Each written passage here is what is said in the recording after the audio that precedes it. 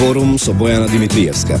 Понеделник од 11 до 12 часот на Радио Слободна Македонија. Ние за да ги совладаме етничките барања или етничките рововски позиции, мора да имаме некаков договор помеѓу нас.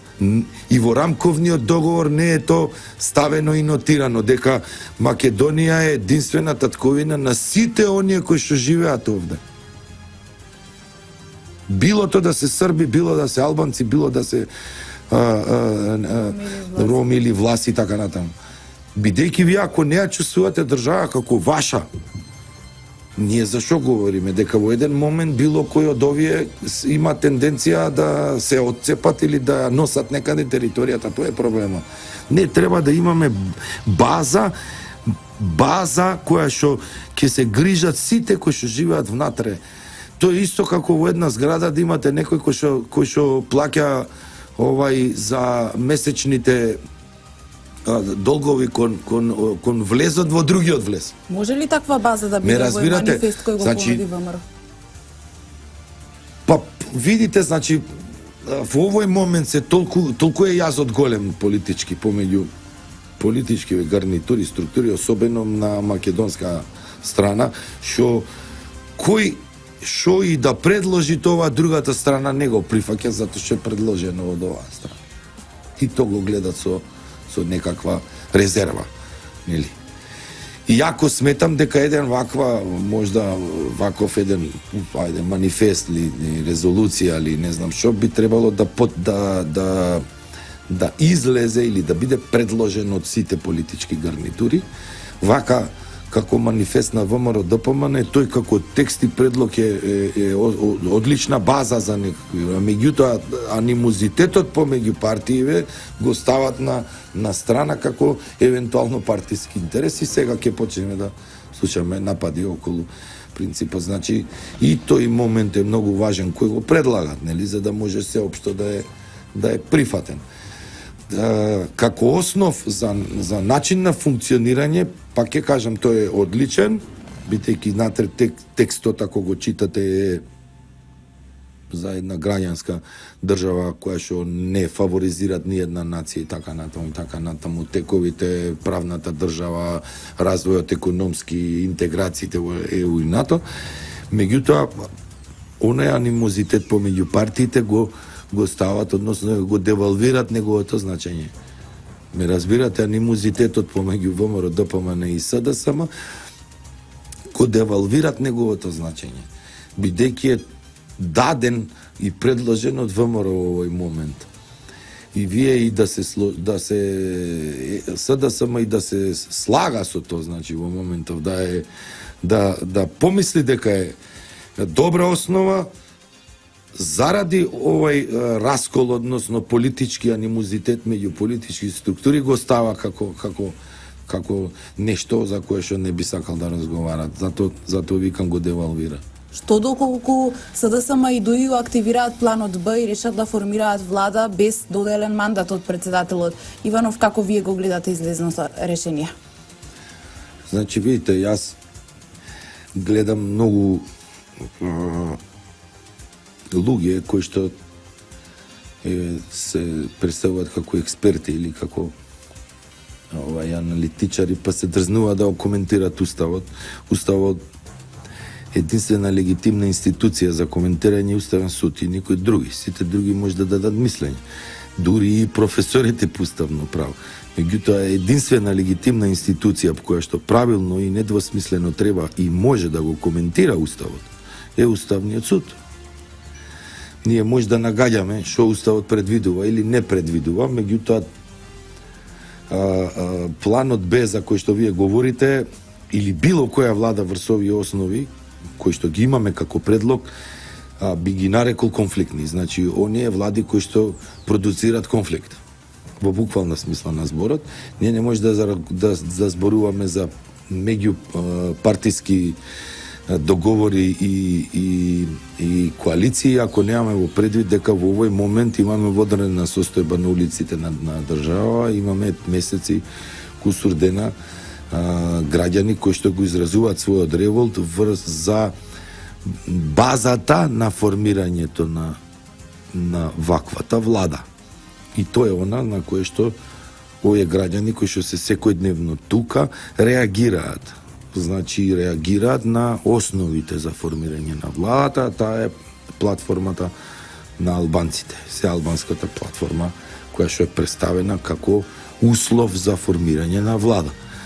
Значи формирањето на владата во тие темели ние гледаме дека продуцират конфликт. Ова што е народот во овој момент е мирен и ги изразува својот револт на мирен начин, политичарите треба да имаат во предвид дека народот е мирен заради сопственото достоинство и се уште очекуваат дека ќе се свестат и ќе знаат дека радикализација на ваквите протести е многу лесна.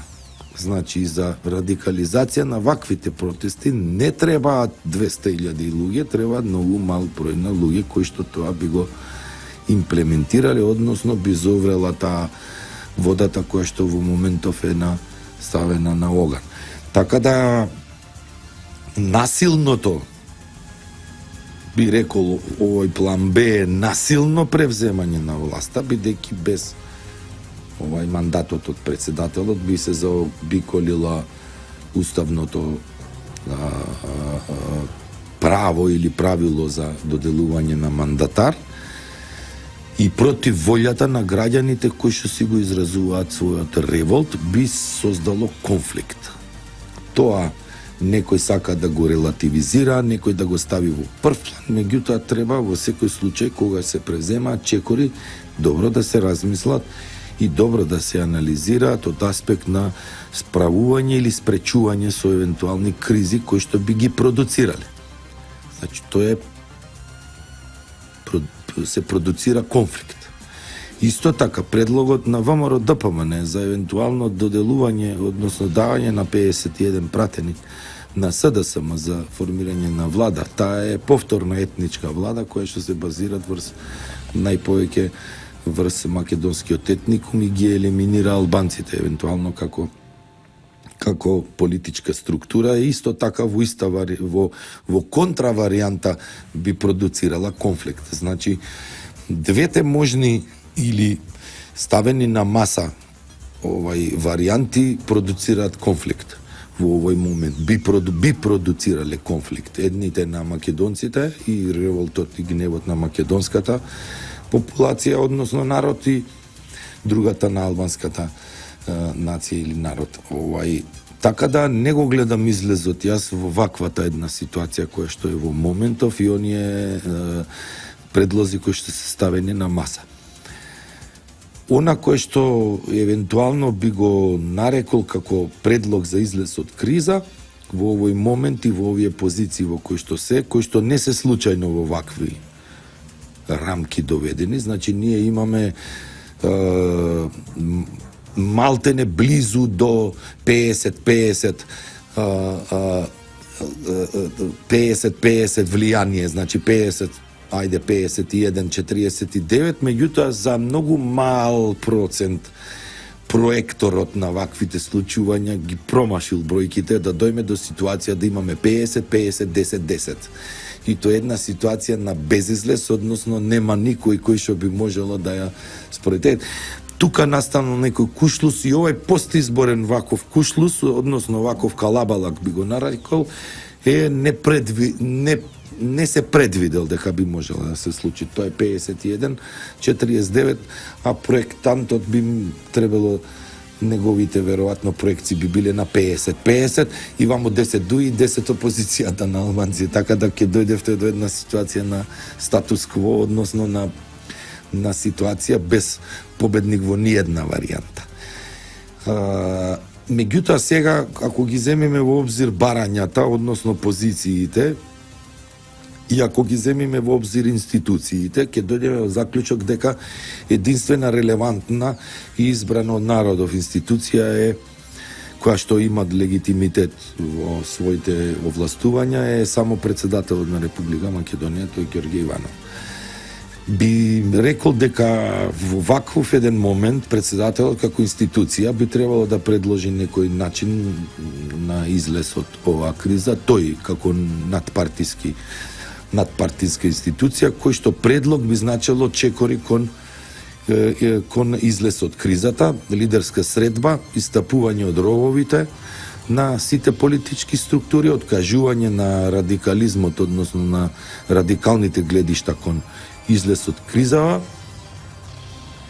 и во еден момент создавање и формирање на влада која што ќе има легитимитет да носи одлуки нормално заради функционирање на институциите, а таа влада би била составена од евентуално експерти кои што би биле прифатливи за двете страни. Таквата влада, која што ќе може да носи одлуки, би функционирала еден извесен период од неколку аспекти. Прво, заради релативизирање, односно заради пат и спласнување на страстите помеѓу партиите, спласнување на страстите помеѓу етникумите, поставување на позиции за евентуални реформи кои се потребни за чекорење напред кон евроатлантските интеграции, припремање можеби и би предложил попис во наредниот период баш таа експертската влада да ја спроведе и припремање на држава за наредните избори кои што би се спровеле во наредниот период. Кворум со Бојана Димитриевска. Понеделник од 11 до 12 часот на Радио Слободна Македонија.